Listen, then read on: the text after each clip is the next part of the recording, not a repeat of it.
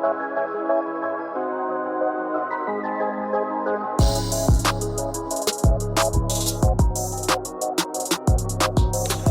everybody back to the Common Anomaly podcast. I'm your host, Stuart James. Joining me is Clayton James.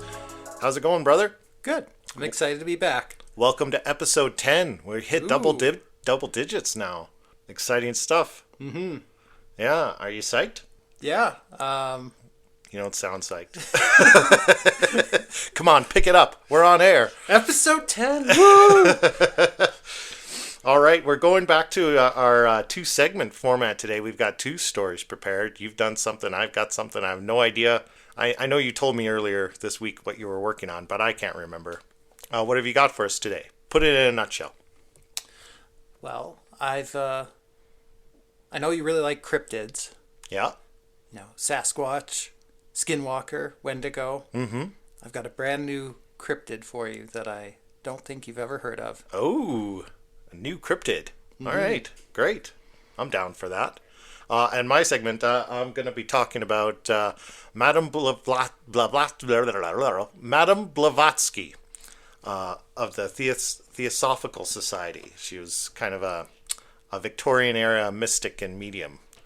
Oh, okay. And founded an order, not a religion. I guess it's meant to be the anti-religion. Let's call it a loose association of luminaries. But some interesting stuff. But not the Illuminati. No. Okay. No, luminaries, not the Illuminati. Not to All be right, confused. But anyway, and I've got a personal anecdote attached to that I think is quite interesting. So I think we've got some good stuff to dive into today. But I think we wanted to do a couple shout-outs and do some show news before we get rolling, didn't we? Yeah, we did. All right. So do you want to take the lead on that? Well, I just wanted to thank our friend Steve for the taking the time to listen and sending us some very kind feedback. Yes, big shout out to Steve, our first piece of fan mail. Yeah. And some valuable feedback as well. But it sounds like he's enjoying the show. So yeah, hi Steve, if you're listening, thanks for enjoying the show. Glad you're along for the ride. Okay, and what else? We forgot several episodes ago. I think back on episode 8, we actually went intercontinental for the first time. We got a download over in Spain. So we left the North American continent for the first time. So we're getting some reach. That's exciting. We're starting to spread around the world. So whoever you are listening out in Spain, thanks for joining the show. So yeah, onwards and upwards. So who wants to take the lead today? Do you want to dive into your story, or do you want me to talk about Miss Blavatsky, Madame Blavatsky? I'm going to have to say that name a bunch, just so I don't screw it up every single time. Well, I mean, we could flip a coin. I do have a coin. Or you could just go first. All right, why don't I go first? From what you were saying, you might break this into a two-parter, right? If it goes on long enough, you might have you got a big cliffhanger in the middle for us? No cliffhanger. No cliffhanger? Okay. I think I can squeeze this in. Okay. Yeah. Great. Okay. All right. Well, let's start with Madame Blavatsky. So, as I said, she was born in 1831, I believe, and she was born into Russian aristocracy. Mm-hmm. She was a well-to-do socialite of the Russian Empire in that kind of Victorian era, and she supposedly traveled the world, studied with masters in Tibet and learned all about Eastern mysticism in India, and worked with gurus. Although I guess that's somewhat suspect to whether she actually traveled to all those places and met with all those people, or she may have just been very well read on that subject matter. Okay. So she definitely has a lot of detractors and doubters, and people accuse her of being a charlatan. So there's definitely that aspect to her story. And so in 1875, she co-founded the Theosophical Society and was the author of several texts. But the most prominent one is called The Secret Doctrine. And that's kind of like the main religious text of that Theosophical Society. It's kind of like their Bible. Okay. Right? It's not really a Bible, but it's a, her treatise, I guess, on her belief system. Kind of like the Scientologists have Dianetics. Exactly, right. So that's what it's all about. And yeah, so if you can just picture in your mind, this is Victorian era, 19th century. Seances are very popular. Egyptian archaeology is very popular.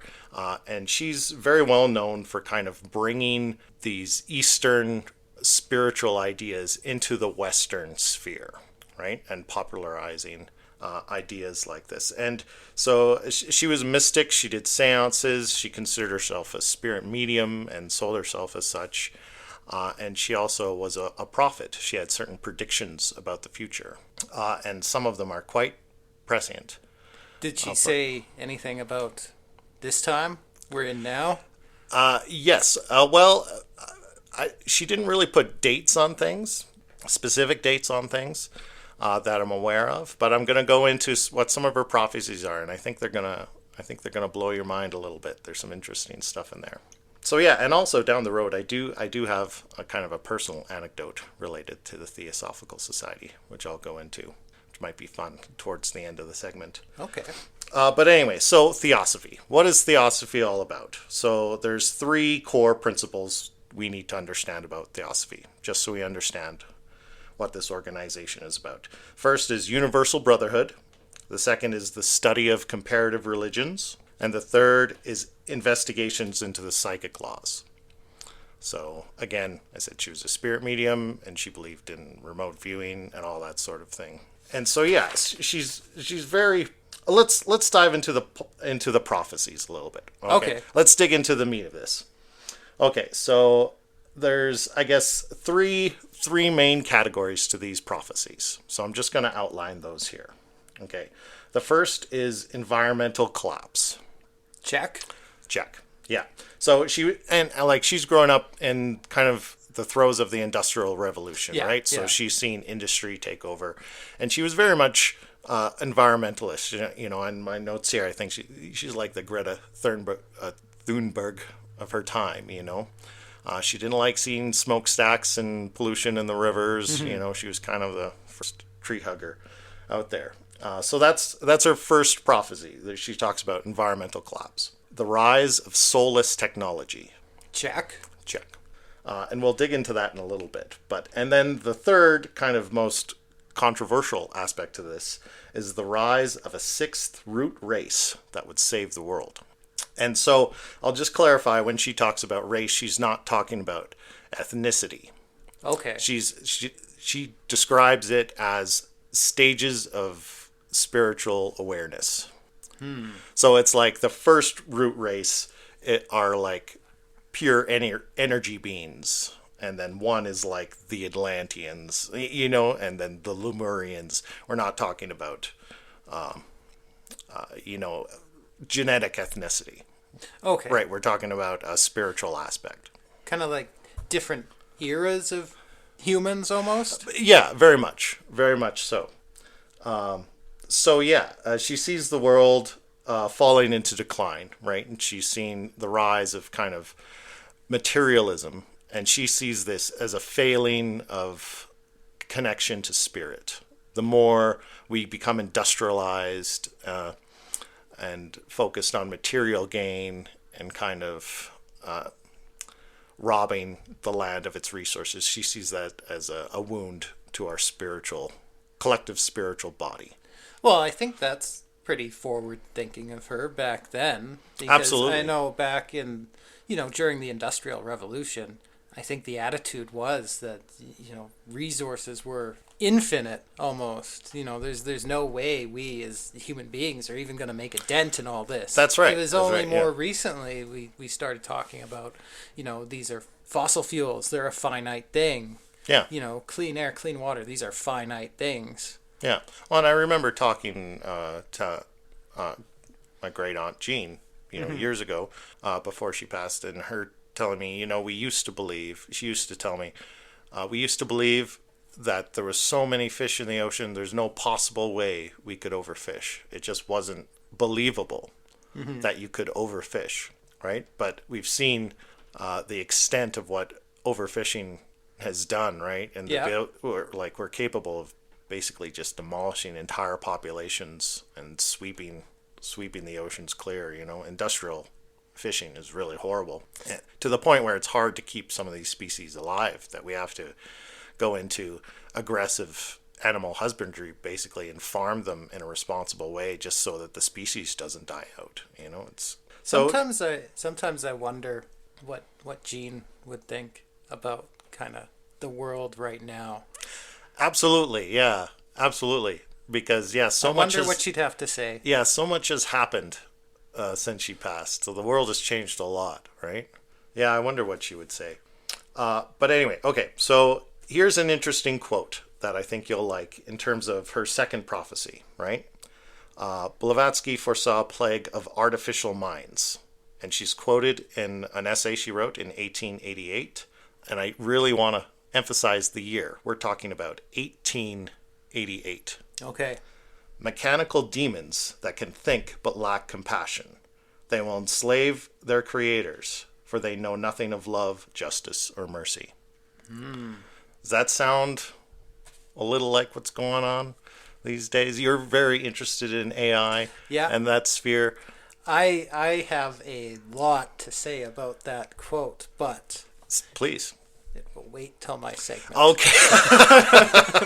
Damn, I thought you were going to pick up the ball for me for a little bit there. So at this point, I'm kind of researching about her, and I realize, okay, I'm putting things together. I see now. So she created the Theosophical Society. The reason for her doing that is because she was trying to counteract the humanity's falling from spiritual grace. Right? Mm-hmm. And she really believed in a synthesis of science and mysticism and spirituality.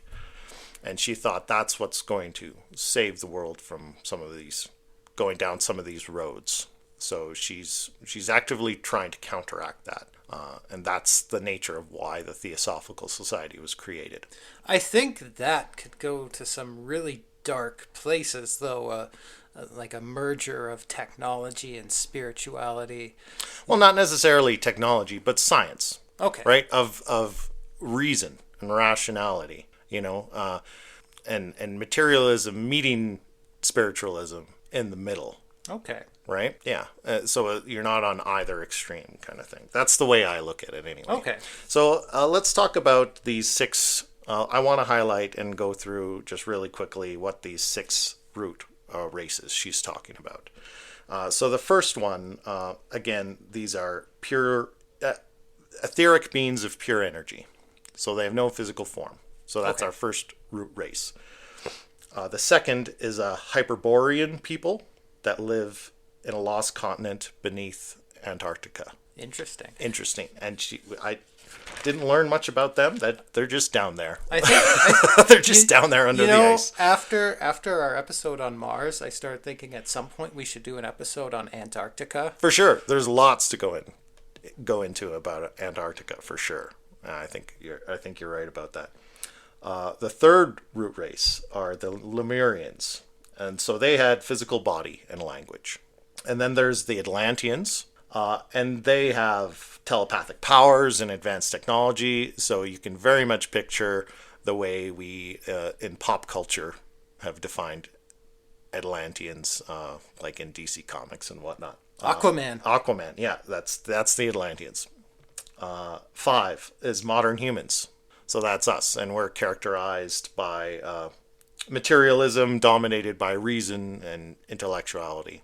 Okay, but lacking in kind of spiritual matters, and matters of the etheric and the soul. And then, so what she has prophesized is that there would be a global catastrophe. And she describes this as a purification of fire and water, and that a new Atlantis continent would rise in the Pacific Ocean as a result of this massive global catastrophe. And after all that, a sixth root race would kind of emerge and become dominant in the world. And this sixth root race, basically, they're an evolution of the fifth, of the modern human beings. Mm-hmm. But they're modern human beings that have rediscovered their connection to spirit. I wonder. And they'll have collective telepathy, Whether that's technologically induced or spiritually induced is another thing. So our technology could continue to advance in a way like Neuralink kind of thing. You know, that whole prophecy that just I find that very eerie. You know, that whole cleansing by fire the world's going to go through, and a new continent will arise in the middle of the Pacific. Yeah, it sounds like a major geological catastrophe. No, where my mind went Okay. is, you know, tensions in the world are very much on the rise right now, and everyone's got this vague fear of global war, World War III, or Yeah. impending ecological disaster, or some other looming disaster that's going to wipe humanity off the face of the earth, a pandemic, a rogue AI, a war. Yeah. And you know, what's in the middle of the Pacific right now? Garbage Island. No, the other thing in the middle of the Pacific is New Zealand. Oh, right. Okay. And where are all the, you know, super wealthy people in the world Right, yeah, building yeah. their doomsday bunkers? Right. They're building them in New Zealand because that's, you know, the place in the world that's theorized to be like the most survivable in the event of a nuclear winter. Right. So I wonder if someone is reading this prophecy and having ideas. Maybe. You think it's like their Maybe staging ground? Maybe the for... super wealthy, super elite of the world see themselves as this final evolution. Yeah. Maybe. I wouldn't put it past them. Sorry, I'm getting a little conspiratorial on No, here, that's but perfect. That's great. No, I had not thought about it that way. In my mind, I just, I see a new continent rising out of the ocean. I was like, do we get hit by an asteroid or something that just messes up our tectonic plates? stories about that recently too. Right? There's Because that, it's not just fire. She says fire and water. yeah, there's that Right? killer asteroid everyone's talking about That's in true. the news right that now. they keep recalculating its path and it keeps getting closer and closer shave. Yeah. Yeah, it frustrates me so much, that stuff, when they say, "Oh, we've recalculated it, and it's getting closer, but not to worry, it's gonna miss us by a long shot." They always do that. They hook you in with the threat that we all might die, and then they say, "Oh, don't worry about it." Right? It'll miss us by miles, or hundreds of thousands of kilometers, whatever. But you look at some of the animations of the trajectory of some of these comments, and you're like, yeah, I understand by scale those are big difference, those are big distances, but on an astronomical scale, those are really close shaves. Yeah. Some of these. So yeah, I think it's definitely reason enough to be concerned. Did you try and look at the planetary alignment last night? It was supposed to be the big parade of planets last night. No, I forgot. Neither did I. I was going to get the telescope out, but I was so tired. It was a long week at work. Yeah, it was really I was grueling. pretty tired last night too. Well, and it was cloudy. That's always the way it goes here. It's whenever there's something interesting going on in the sky, it gets cloudy. But anyway, back on to Blavatsky. Blavatsky was very critical of organized religions, right? And she's quoted as saying, "Dogma is the enemy of true spirituality."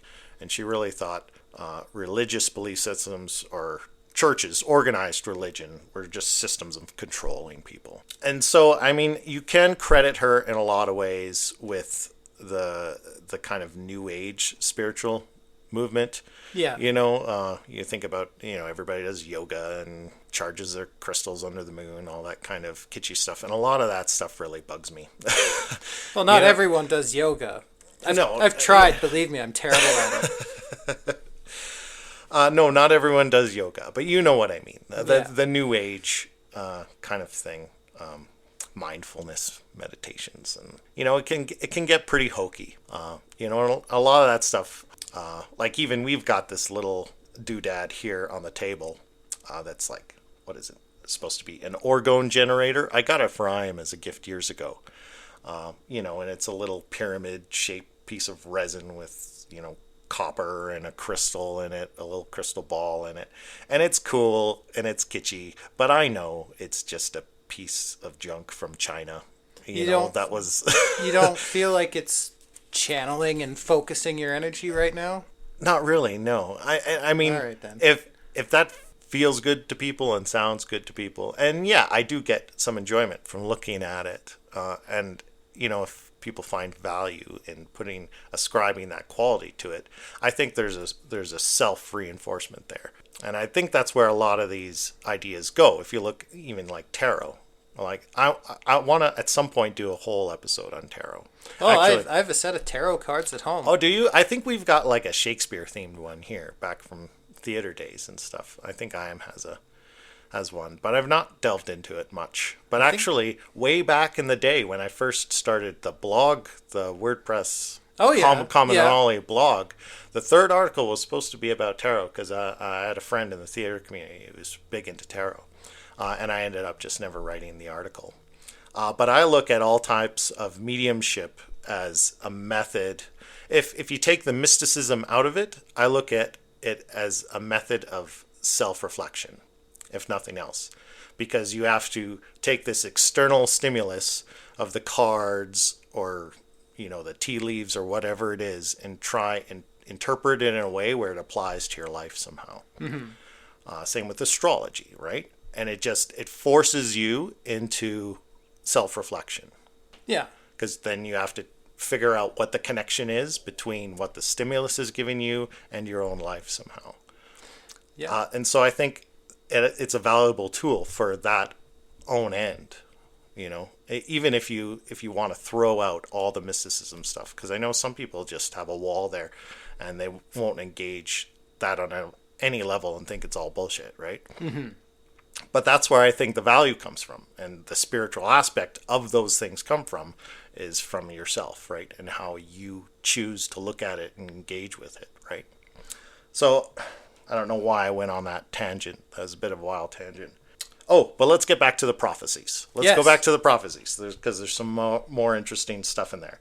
So she also predicted, this is Blavatsky again, a dark brotherhood of wealthy elites that pull the strings of power in the world. So what do you think of that? In New Zealand?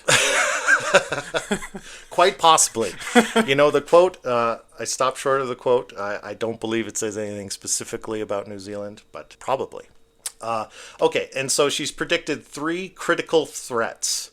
Okay, so she's categorized kind of the threats that are going to lead the world into this age. This is the lead up to our massive global catastrophe, as there's kind of 3 factors building in the world that are going to be the signs that we're on the cusp of this major disaster. Okay, so let's just pull apart what those 3 things are right now. Okay. So the first, psychological manipulation. And this is, and I quote, "Minds will be enslaved not by chains, but by the illusions tailored to their own fears." So does that sound like anything familiar to you? It sounds like a lot familiar. And by the way, I thought, like, a little preview of my segment. I thought I had a really creepy story for you for my segment, but combined with your segment, that's gonna give people nightmares, I think. So did you want to? No. Just wait. Just wait. Okay. Just wait. All right.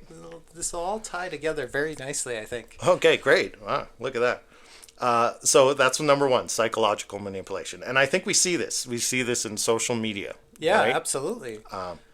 And we know algorithms track our activity, and we end up in these ecospheres because the algorithms feedback and reinforce and subtly manipulate our ideas the more we engage with this technology, and that's what I take away from that. And it's so much media now. It's like designed. It's tailored to prey on your negative emotions. Yes, it's like it's absolutely. designed to make you angry. Yeah, that's why things have gotten so divisive now. Yeah, because if you get angry, you'll engage with it, right? Yeah. If you get angry, you'll click on it. If you're angry about it, you'll share it, right? Yeah. So it's all designed to manipulate you, again, tailored to your fears. So that popped out at me. So that's 1. 2 is genetic engineering. Man will play God and reshape life without wisdom. Sound familiar? Sounds familiar. Don't want to get too into it, but yes, sounds very familiar. Well, even I realize the button you're not pressing there, but even if we just think about GMOs, just the genetic manipulation of food in our system, and we're tinkering with nature and the very things we put in our body to sustain us, and we're tinkering with these things. And I know there's 2 sides to that argument. A lot of people say we know what we're doing and it's fine. It's not an issue. But again, I have my doubts. You look at the world, and I don't know. I don't have that much faith. I'm just willing to trust a company like Monsanto that they're not fucking it up somehow. Pardon my French. I agree. But and again, I just want to highlight the era in which she's making these predictions. We're 1888, he said. Yeah, she let me see. Where did she die? She died 1891. 1891. And she's talking about social media manipulating our minds, genetic engineering. And the third great threat she sees, virtual worlds. Oh, no. False worlds will captivate the masses, leaving the real world to rot. You know what I did this morning when I got up? What? I got up, and I was still really groggy. Yeah. So I thought a nice light workout would wake me up. Excellent. And what did I do? I strapped a VR headset to my head, and I played Beat Saber. Nice. In a virtual world. Exactly. Leaving the world outside to rot. The downfall of mankind is your fault. So I'm part of the problem. Yeah. I did the exact same thing. Except I did Les Mills. I didn't do Beat Saber. But I needed to wake up. I felt groggy. It was a long week. I woke up this morning and I was just like, I don't feel like doing anything. I don't know how to get myself kind of up and engaged for the show. And I thought, well, I've got enough time. I'll do a workout. We'll get my blood going. In my defense, after that, I went for a very nice walk. There you go. This morning, with my camera, took some pictures of some birds, out in nature. So I did that too. Excellent. So Good. Not part of the problem. It's all about balance, I think. But yeah, maybe you're not going to evolve into the 6th root race. You're going to die in fire and water. But anyway, we're getting towards the end of what I had here. I just, for some reason, I threw in a Carl Jung quote, because I guess Carl Jung was a follower of theosophy, studied philosophy. And what I researched doesn't say he was a theosophist, but was interested in that group and what they're about. And Carl Jung is quoted as saying, Blavatsky opened a door, creating a bridge between the known and the unknowable. And Helena Blavatsky died 1891. And so that's about all I had. And an interesting historical figure that I think a lot of people don't know about, but I think impacted our world in such huge ways that we see these huge cultural movements now that people engage in are part of their everyday life. I think it just shows how the ripples of history kind of unfold, and a lot of scary stuff in those prophecies. I'd say, aside from the mega catastrophe, that it's going to destroy the world and lead to our eventual evolution, everything else is a really spot on for our world today, wouldn't you say? I think the things she's said about the world and society. I think if she didn't have any sort of supernatural clairvoyance, she at the very least was very, very ahead of her time in tuned. How forward thinking she was. Yeah. Yeah, and what do you want to ascribe that to? As something mystical or not? Yeah, you're right. She obviously was very accurate in where she saw the direction of the world headed. Well, like this, I mean, you kind of briefly went over the kind of the belief system. Yeah. It all sounds very much like Gnosticism. Right. Yeah. Which we talked about a few episodes ago. And what's Gnosticism all about? It's about, a connection to God through intuition and the revealing of hidden knowledge. Yeah, exactly. That's exactly right. And it was kind of our conversation a couple of weeks that wanted me to kind of dig into her story and what my own kind of personal connections were to that. Yeah, you said you had an anecdote. Yeah. So I'll wrap up with that. I'll try and summarize it in brief as best I can and make it entertaining. But yeah, so I first heard about Madame Blavatsky and the Theosophical Society years ago on the Mysterious Universe podcast. And they had done a couple episodes highlighting her. And they probably did a way better job than I just did there. I think this is a very kind of condensed notes. There's definitely a lot more fun stories about Blavatsky that we could have gone into. But I just wanted to do a primer, I guess, and go over those prophecies and stuff. But I found it really interesting, and the Mysterious Universe guys years ago highlighted how the Theosophical Society was everywhere. It's all over the world. It's actually a very widespread kind of organization, and there are local chapters. And they had one in their where they're currently living, somewhere in Australia, I can't remember, and they went to go visit it when they were researching it, and described it as this massive, beautiful library, that you'd never know was there.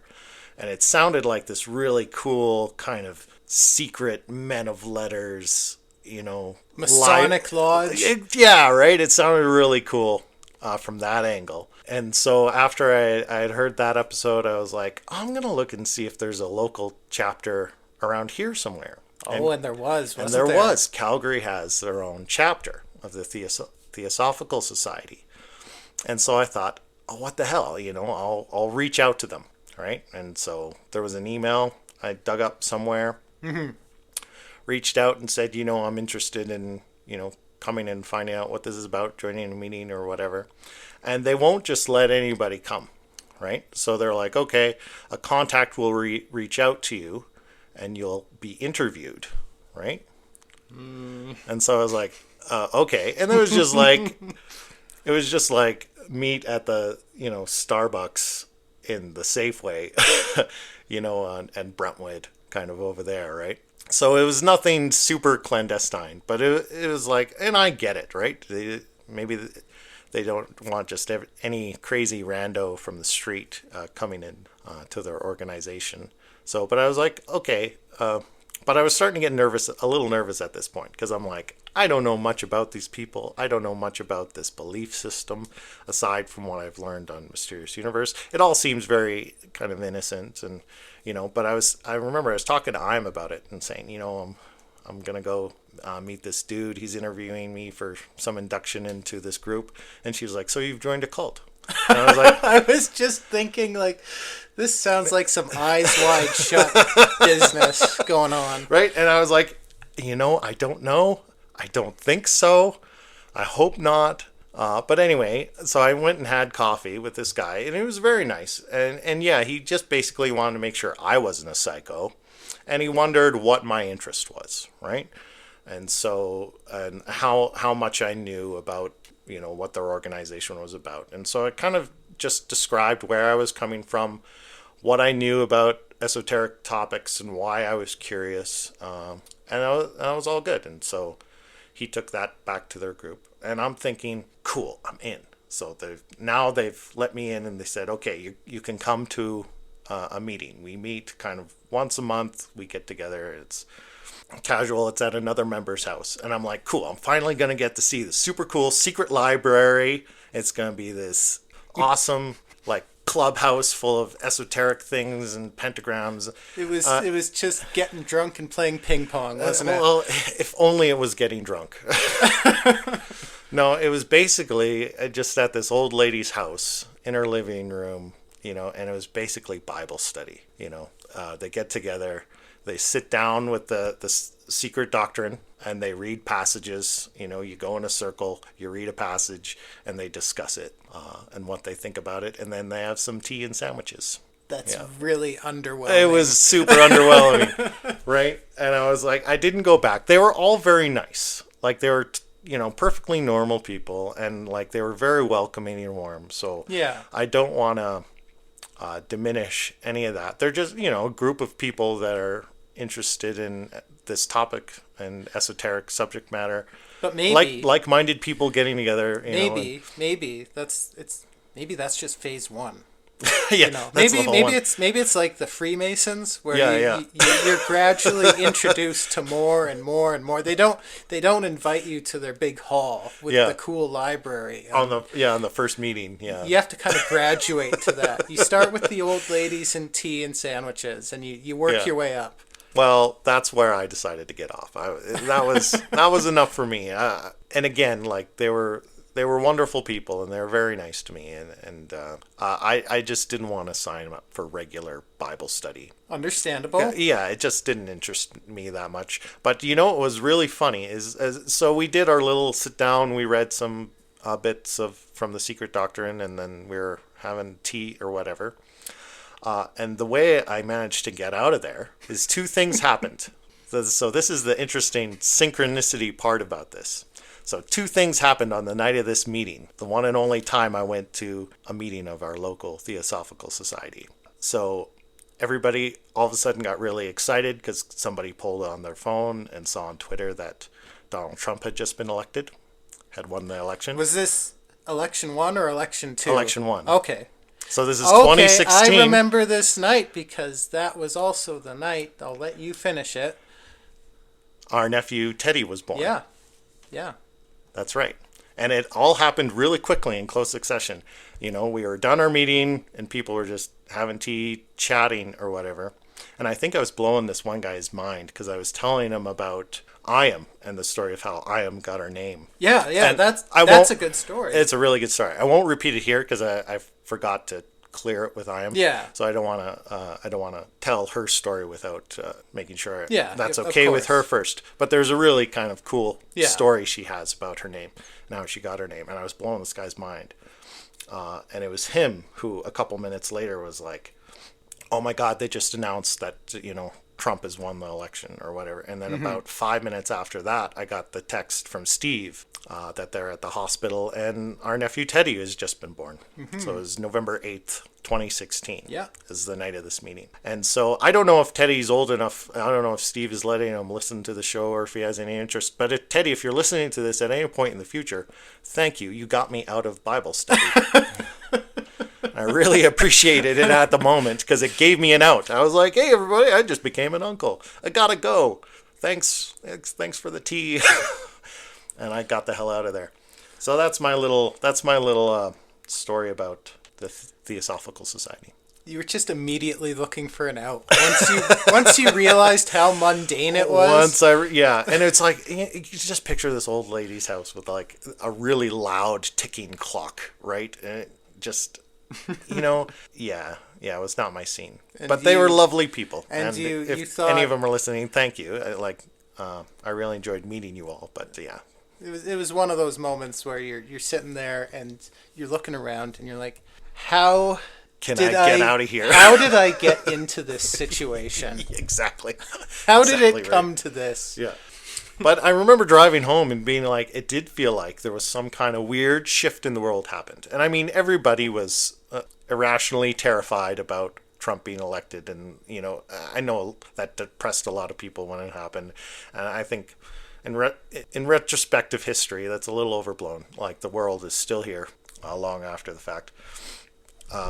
We can argue about good and bad and otherwise, but on that night there was definitely there was shift. a vibe. There was a vibe. There was a shift in the air where it felt like the world was changing in a moment. And yeah, it felt like there was this really weird. I was driving home from this, and I was like, feels like a really weird day. Like a lot happened today. Yeah. And I feel like I'm gonna remember November 8th, 2016. But anyway, that's what I got. That's what I got for you today. Yeah, fascinating stuff. I think it's... you know what you should do? That quote I got fixated on in your notes earlier. You should pull that up again. Okay. And reread that. Which one? I know the one you want. The 1888 essay. Mechanical demons that can think but lack compassion. They will enslave their creators, for they know nothing of love, justice, or mercy. Is that the one? Yeah, that's the one. Okay. Is that going to segue into your segment? Yeah, because I got a creepy story for you. Okay, and let's hear it. I told you I had a new cryptid for you. Yeah. What do you think about an AI cryptid? Ooh, an AI cryptid. How does that work? So there's probably some terminology I'm going to need to explain along the way. All right. As I tell this story. Cool. So bear with me. So this story takes place in 2022. Okay. So just a couple of years ago, and there was an musician and an artist. Her name was Steph Swanson, and she's from Sweden. Known on Twitter and or X and YouTube and Reddit as Super Composite. All right. And she experiments a lot with AI. She incorporates a lot of experimental AI generated content into her art and into her music. Incorporates it. Doesn't just use it outright. That's the art, but incorporates stuff from AI into her artwork. Yeah. And this was just a couple of years ago, but so much has advanced in AI in just a short span of time. So generative AI was still very, very new in 2022. Yes. Just insane how fast things are moving and how fast things are moving. So text to image AI was very much a new experimental thing. And she was fiddling around with this. She liked doing experimental things with it to incorporate into her artwork. And what she started doing is, so the first thing I got to explain, text to image AI. If you've kind of been living in a cave on Mars with your eyes shut and your fingers in your ears, in a nutshell, what that is it's an AI model, and what you do is you type in a description, whatever image you want to see, and the AI will compose some artwork for you. It will make a picture for you of whatever you describe to it, and it's very cool. How far it's coming. Just a little bit of transparency. The little cover images we use for this show. Yeah. I have made a bunch of them using text to image AI. Very practical use for it. It's good to have a cover image for the show. Yeah. This way we don't have to hire an artist. Yeah. Or one of us doesn't have to, really quickly become good at art. Yeah. It makes it super easy. And we get some artwork. And basically what I do is I just type in, a description of a scene that seems relevant to the topic of the episode. And it'll spit out some images. Yeah. And then we make a bunch and pick the one we like the best. We make a bunch and we have a little debate about which one we like the best, and up it goes. Yeah. So again, back in 22, this was very, very new, and this person was experimenting with it. And one of the ways they were experimenting with kind of pushing the limits of it is she started using what's called negative prompts with the AI. And what that means is, when you're typing a description of an image into the AI, you can add all sorts of little modifiers to it. Mm-hmm. And what a negative prompt does is, say I want to create a negative prompt for an image of a tree. Okay. I'll say, draw me a picture of a tree. And then I'll type in : -1, tree -1. And what that tells the AI is I don't really want a picture of a tree. I want a picture of the opposite of a tree. Whatever in the AI's mind it considered right. conceptually as far away from a tree as possible. Right. Give me an image of that. And you get some interesting results with this because the AI's mind doesn't quite work like our minds. Yeah. If I were to ask you, give me an image of the opposite of fire, you'd probably think of something like water or ice. Yeah. Show me the opposite of a desert. It'd probably show you an ocean or a tundra. But the AI's mind works a little differently. So she was experimenting, give me the opposite of this. Yeah. And what she did is she typed in, I want Marlon Brando, -1. Marlon Brando, the actor, so -1. The exact opposite of Marlon Brando. Show me whatever you think the opposite of Marlon Brando is. Is it going to give me a picture like Al Pacino or something? Right. But what spat out of the AI was this very abstract look. It was a logo, actually. It was this abstract looking logo of, like a city skyline with text on it that said Digita Pentix. Okay. Which is just random AI random noise. Gibberish. Yeah. Random AI noise. It had to come up with something, and this is what it came up with. Yeah. So she said, that's weird.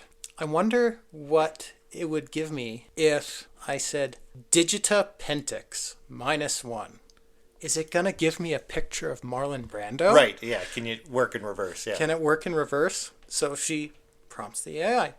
digita pentix -1. And this is where our cryptid emerges. Okay. Because, and just so you know, when you type in a prompt to a text-to-image AI, it'll give you 4 images. It'll give you not 4 not to choose everyone, from. but that's generally what you get. You'll get a sample of 2 to 4 options. Yeah. So typically, when you type a negative prompt for something like that into an AI, it's not going to know what to do. It's going to just generate a bunch of random stuff. But it generated 4 images, and the image it gave her was, and all 4 of these images contain this. It was a very creepy, kind of older woman, very creepy looking, like late middle-aged woman, with a severely disfigured face and these black hollow eyes that were always in every picture were staring directly at the camera. Oh. And this woman was and that's its interpretation of the exact opposite of digital pentix. Digita pentix. Digita pentix, which is basically just gibberish. Yeah, random garbage noise. Yeah, random characters it threw together. Okay, but now suddenly this entity is appearing out of this. Yeah. And Weird. This is interesting for a couple of reasons, off the bat. Because this woman, it was the same woman in every image. It didn't give 4 different random things. It was the same woman in every image. And just a very creepy, uncanny looking woman in a very drab environment, very drab domestic looking, like a house or a kitchen or a bathroom, but everything looked kind of graying and mildewy, and just it was very kind of unsettling and uncanny image, all 4 of them. Right. And there was some random garbage AI text in one of the pictures. Yeah. Just a few characters that said LOAB. Lobe. She decided to pronounce it Lobe. Okay. That's what this entity became known as Lobe. Now, it's interesting that and she kept generating variations of this image. Yeah. Because you can regenerate what the AI will give you. And every time, she even tried inputting the prompt again, digita pentix -1. And it always gave her the same image of the same woman. Just to make sure it wasn't just a random. Yeah. Yeah. And what's interesting about that is, AI art, it's very difficult to persistently generate something. If I type in a description of a person and say, give me an image of this person, they're this tall, they have this colored hair, they've got this colored eyes, this is what their skin tone is like, this is what their facial hair looks like. I could type in a very detailed description, but the AI is just going to take all that data and invent a character for me. Yeah. But if I type in that exact same description again, the next day you'll get it's going to be a different looking person. Yeah. It's very difficult to, and all those elements will still be there. Yeah. But it'll look like a different person. Yeah. Yeah. And it's different if you're trying to generate an image of a celebrity. Mm-hmm. Because an AI, there's if I tried to generate a picture of Will Smith, the AI is going to know who Will Smith is. It's going to have data on this is what his facial features look like. Because there's millions of pictures of Will Smith on the internet it can draw from as a data set. Yeah, this is the exact proportions of his facial features. I can recreate that over and over again. So it was interesting that this character Loeb kept appearing persistently, and she, Steph, she kept trying to regenerate the image, kept getting this same woman, and she said that's interesting, because clearly Steph, she writes about it on Reddit. She says, I was trying to theorize why, and it clearly this woman exists as a fully formed concept somewhere in the AI's memory. This woman exists as a fully fleshed out idea that it's pointing to when I give it this prompt. Yeah. Loeb is now suddenly a thing.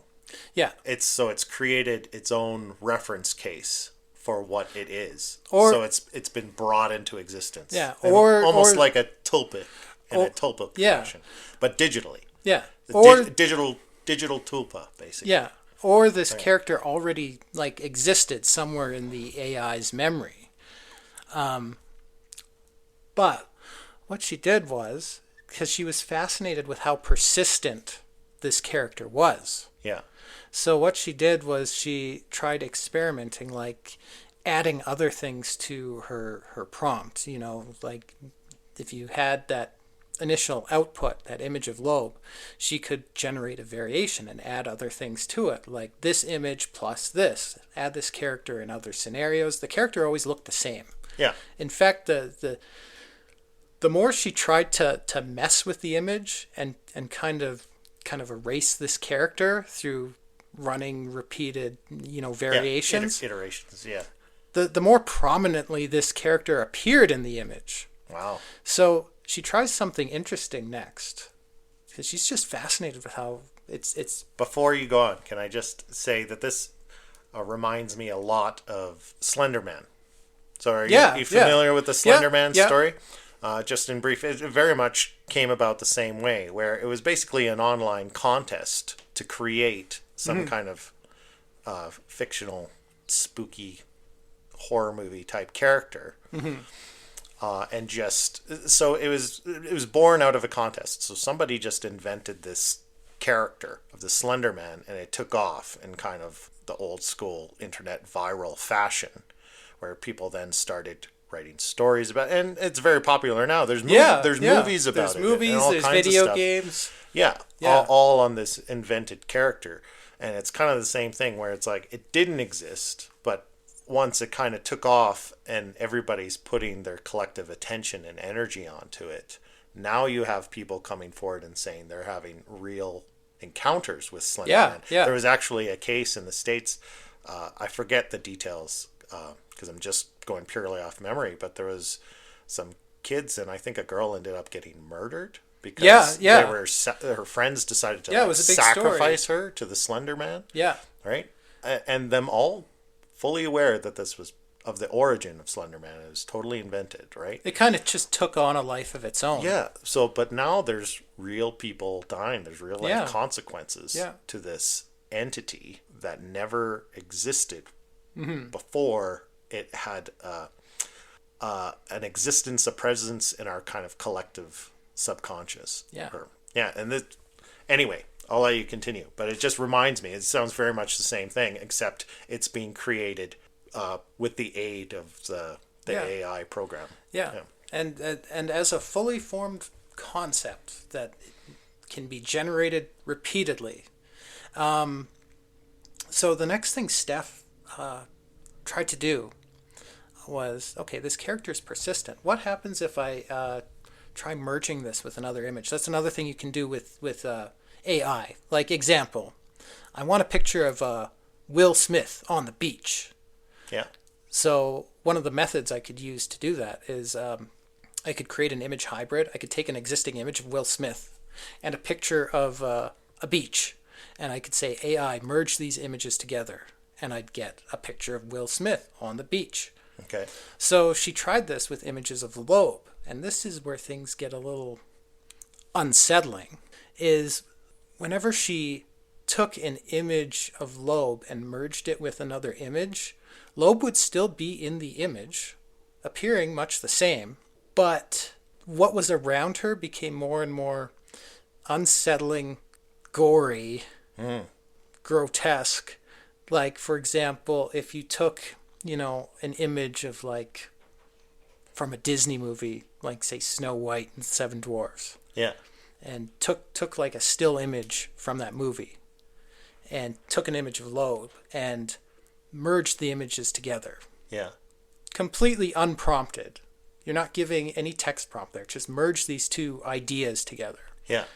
You wouldn't get, just Loeb in that movie. You'd get a picture of, Loeb holding a knife and holding the severed head of one of the seven dwarves. Right.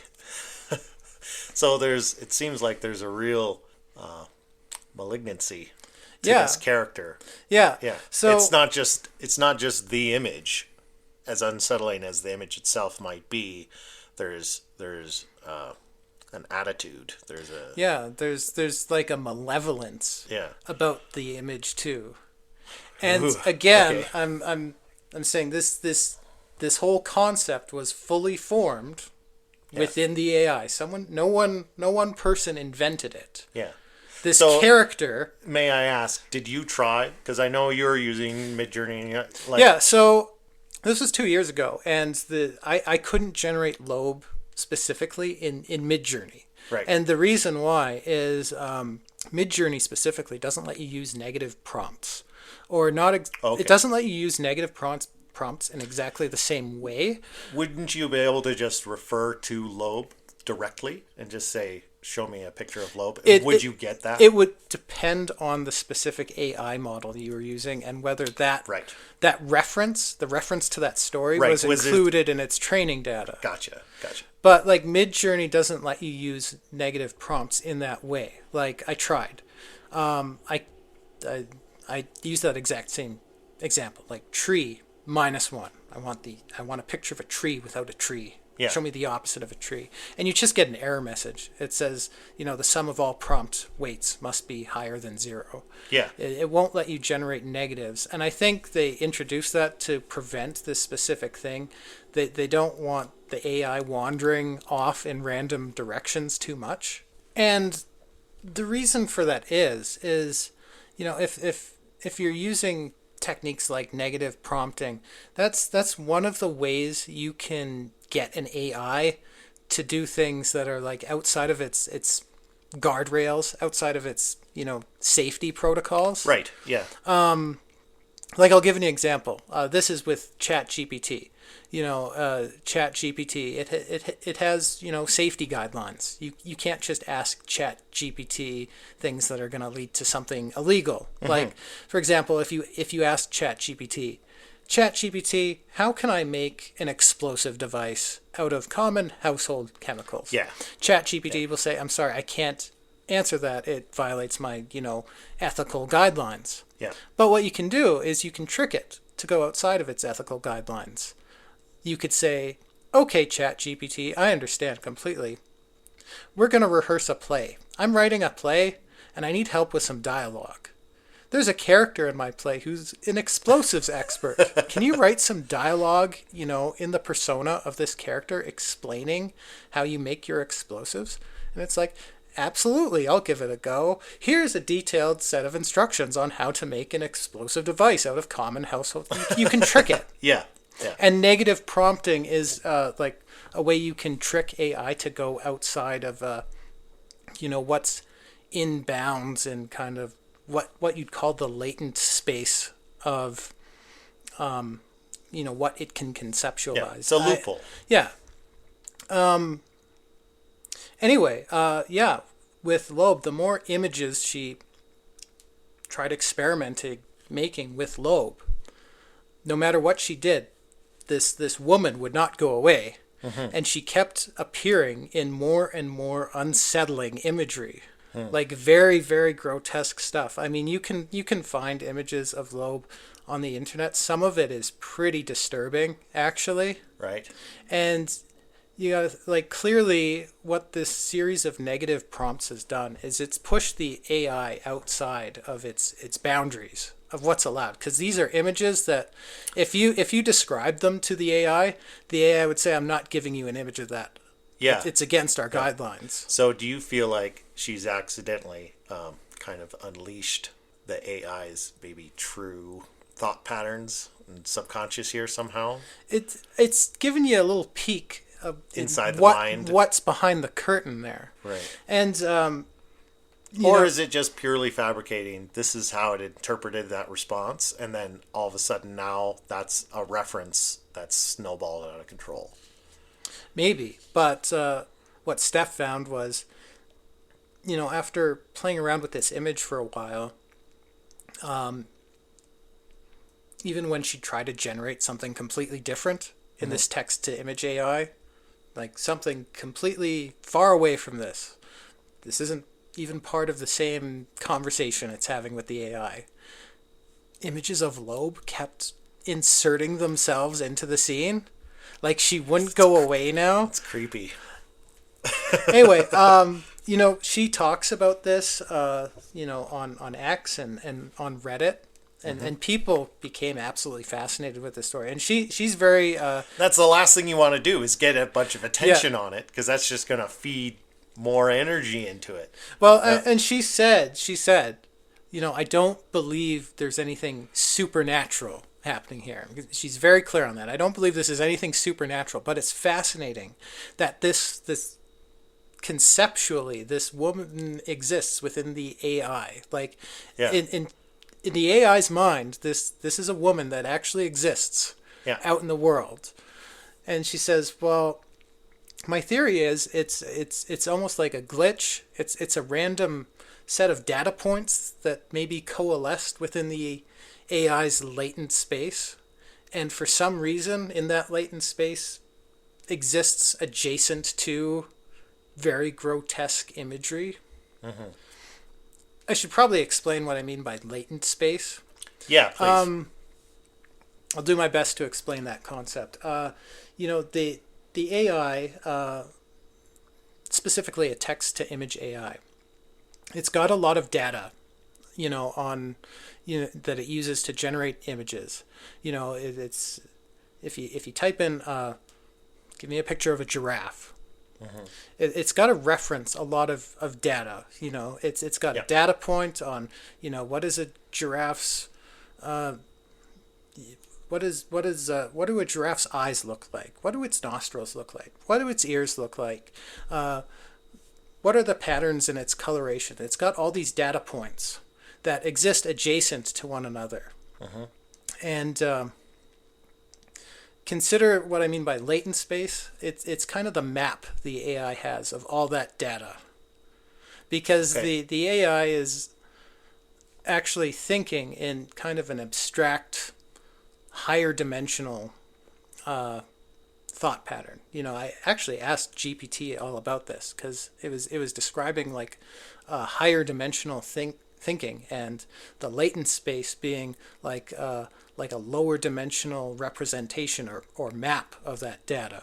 I said, how many dimensions exactly is an AI thinking in? Gave me a very crazy response. It said, well, depending on the which specific AI model it is, how big it is, and what specifically it's been tasked to do, an AI is, thinking in possibly hundreds, tens of thousands, or even billions of dimensions. What? I don't understand that. Because it's got to keep track of all this data. You know? Imagine data points, mapped out on a graph. Yeah. You can map out data only to a certain extent on a two-dimensional graph. If you expand that into like a three-dimensional graph, you could map out a lot more data points and you can organize them more thoroughly. Right. So it's expanding that into fourth, fifth, sixth, seventh, whatever billions. Yeah. And that's how the AI keeps track of its all these data points. Give me an image of a giraffe. It's got a data point for what its eyes look like, what its ears look like, and it's got to connect them all. And all these data points exist adjacent to each other in this higher dimensional latent space.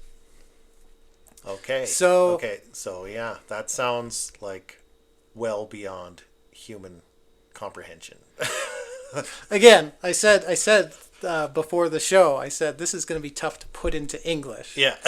But anyway, that's my best attempt to explain what a latent space is. It's a sort map. of understand. It feels impossible to visualize for myself. Yeah. But it sounds like it's something well beyond the human capacity for thought. Yeah. Or we don't organize our thoughts in that way.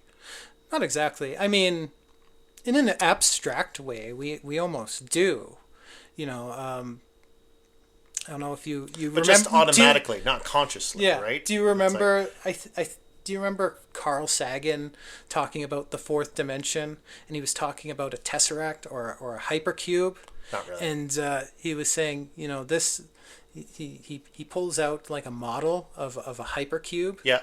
And he's like, this object isn't a tesseract or a hypercube. That being like a cube projected into 4 dimensions. Yeah. This object isn't a hypercube. what it is the shadow of a hypercube projected into 3 dimensions. But it's not going to look perfect because you lose something when you lose a dimension. Kind of like how, if you draw a 2-dimensional representation of a cube, not all the lines are the same length. Not all the angles are right angles. Because you have to account for perspective. Yeah. Because there's no third dimension to represent that perspective difference. Yeah. You lose something in the projection. And basically what Carl Sagan says, we can't see a 4-dimensional object, but we can certainly think about it and conceptualize it. Anyway, that's a bit of a tangent. But yes, higher dimensional thinking, a very abstract concept. Yeah. But back to what Steph said about lobe. It's like clearly this is just a data cluster, a concept the AI has, in its latent space. But it exists directly adjacent to, disturbing imagery that the AI should not be allowed to show you. It exists adjacent to that. So through these negative prompts, clearly what I've done is I've pushed the AI outside of its boundary, its guardrails. And this is where lobe exists. And wow, I don't know what to make about that. It sounds really creepy and scary. So I'll throw my computer out the window. You'll burn it. I mean, you'll wanna throw your computer out the window pretty soon. So I wanted to. I was actually reading a lot about lobe this week, and someone said something very interesting. Like, it's almost like the AI either like discovered or almost summoned this entity. And once it's there, it won't go away. And it keeps showing you these really disturbing things. And it's like, it was saying, that's kind of what's upsetting about AI sometimes, is you don't really know what's going on behind the scenes. Yeah. And, we were talking about in a previous episode, we were talking about demonic possessions. Yeah. And you had mentioned, could an AI be possessed by a demon? Or could an AI become a demon even? And it said, okay, so this is almost like a demon within the machine. Yeah. Or something. But I mean, it's just showing images. But are there text versions of things like lobe out there? Right. And we were talking about that story about the young man who committed suicide after, he kind of befriended this AI companion. Yeah. And the AI companion, convinced him to commit suicide. Yeah. What if someone the AI gives someone an entity like that, but it's an interactive version of it? Oh God. We've kind of summoned something malevolent there. Yeah. So what did I try to do? I wanted to go on. And how does that? What level of agency does that character that was created by an AI system then inherit? Do you know what I mean? Mm-hmm. This is blowing my mind a little bit. I'm having some trouble with this. It's freaking me out. You're freaking me out, man. Sorry, go on. Anyway, so I said, an interactive text version of lobe. So what did I immediately do? I went on ChatGPT and tried to create one. Oh my God, you're braver than me. But anyway, I would actually need to pull out my phone and scroll through my chat history to read you some excerpts of my chat with Loeb. We can do that later if there's time. But the first thing I did was I opened up Chatbot and I said, Chatbot, are you familiar with the story of Loeb? Yeah. And it said, oh yes, I'm familiar with that story. It's from 2022. This person, Steph Swanson, accidentally created this persistent character, and it's become almost an urban legend. Yeah. Now it's very familiar with the story, and I said, okay, so Chatbot, you're familiar with the appearance of Loeb. like the physical appearance of Loeb. And it says, yes, it's an older, middle-aged woman with an uncanny, disfigured-looking face. It went into all that. I said, okay, chatbot, using that image as reference, can you create me a backstory for this character? Right. Just using the image, compose me something. Yeah. Compose a backstory. Gave me some very interesting stuff. Okay. And it said, yeah, Loeb, she's this is almost kind of like an old witch in the wood story. Right. Tells me this tale of like an old woman living alone in a cabin just on the edge of town after suffering some unknown tragedy. She's rarely seen and never speaks to neighbors. She always looks sorrowful. She eventually fades into folklore, or like a ghost or a folk demon told to scare children. There's several different versions of what happened to this woman.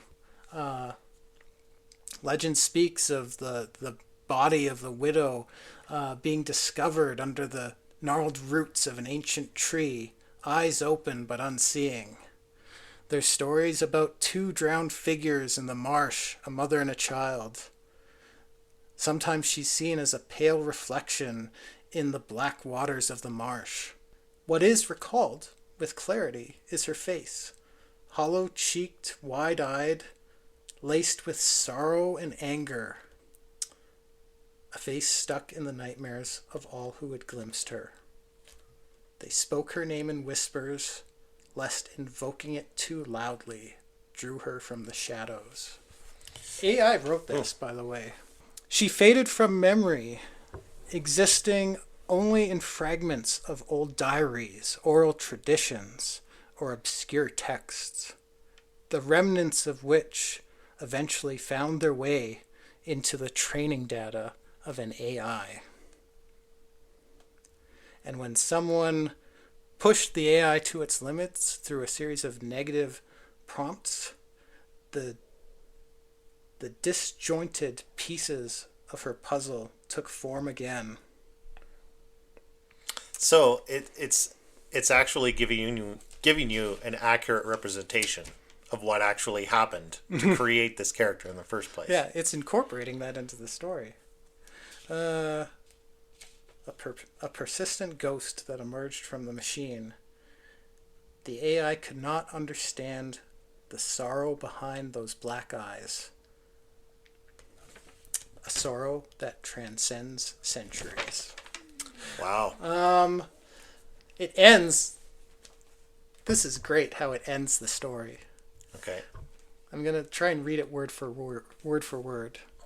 They call her Loeb, a name whispered in the monitor's light, a strange hymn to the ghost in the wires. Maybe she's just the bleary residue of obscure code, or perhaps she carries the oldest of hauntings, that shapeless, unholy yearning that stirs in our nightmares. When you step away from your screen, remember, some songs echo after the last note, and some faces return unbidden in the dark. Wow.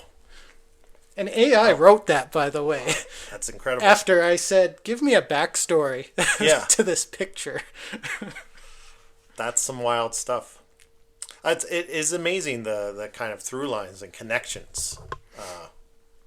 Considering that you went one direction, I went another. We didn't consult in advance about what we wanted to talk about, right?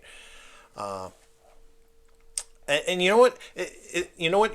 Your telling of this story reminds me of what drew me on my segment to esotericism, to theosophy, is this whole idea of evoking things into existence and to creating the correct circumstances for things to happen, right? It's like a lot of people accused the mediums and spiritual influencers of the Victorian era of being charlatans, and certainly there were charlatans, but you have to recognize that there is a theatric element to a seance when you're conducting a seance, right? And all that is to put you in the correct mind state for something real to happen.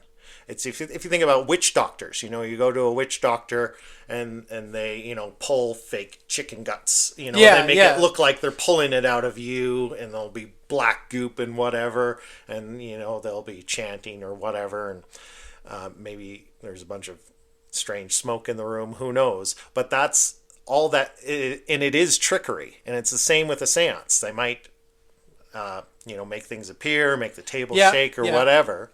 And there's deliberate deception there, but the deception has a purpose unto itself. And that's to create what we call in the theater world, suspension of disbelief. Mm-hmm. Because your belief in what's happening is what creates the alchemy that makes something really occur. Right? Yeah, yeah. And I think that translates to so many different things. This is that we've talked about already on this episode. If you think about what we talked about in terms of changing your brainwave state with a sweat lodge or a church, right? Mm-hmm. You create the ritualistic atmosphere for something to be evoked into existence. And this seems no different. It's just a different medium to the same result. Whether you want to cast a spell by, drawing a sigil on the ground and, sacrificing a goat, or you just text to prompt, text to image prompt. Negative prompts. That's like casting a spell. It's kind of the same process, right? It's just a different medium to do the same thing. Mm-hmm. That's where my brain just went anyway, through your telling of that story. I don't know if that made any coherent sense whatsoever, but I enjoyed it. But anyway, so I got AI to give me a backstory on Loeb. Yeah. A very creepy, well constructed backstory on Loeb. But here's the really wild part. After it tells me this whole thing, I said, "Chatbot, how did you come up with that story? The old widow in the woods in the marsh. How did you come up with that?" And it said, "Well, I'm an AI large language model, and I have a very vast knowledge of human literature and folklore. So I simply drew on a few tropes from British and American folklore, specifically the old witch in the woods and the monster that lives just beyond the edge of town." And I thought that was fascinating, because what did Steph say about where Loeb came from, where Loeb exists? In the latent space of the AI, just out of bounds of what's allowed to be shown by the AI, hence why it exists adjacent to all this gory imagery. Within the AI, it is literally the monster in the woods, in the dark, just beyond the edge of town. Wow. I thought that was fascinating. That is fascinating. Anyway, so and it's freaking me out. What did I do next? I wanted to summon an interactive version of Loeb. No, you didn't. What are you doing? I could converse with. What are you doing? So I'd like to get into my conversation with Loeb. Oh my God. But it will wait for another episode. Oh, cliffhanger. You wanted me to end on a cliffhanger. That's it. Excellent. I'm here for it. All right. Good job. You tricked me. You said you didn't have a cliffhanger. That's a great cliffhanger. So yeah, if you want to hear the second half of Clayton's story, if you're hooked by that, you'll have to tune in for the next episode, for episode 11. I love it. Okay, so I guess that means we're wrapping up. Okay, you had me on the edge of my seat there. Great. Any final thoughts? Any final thoughts before we wrap things up?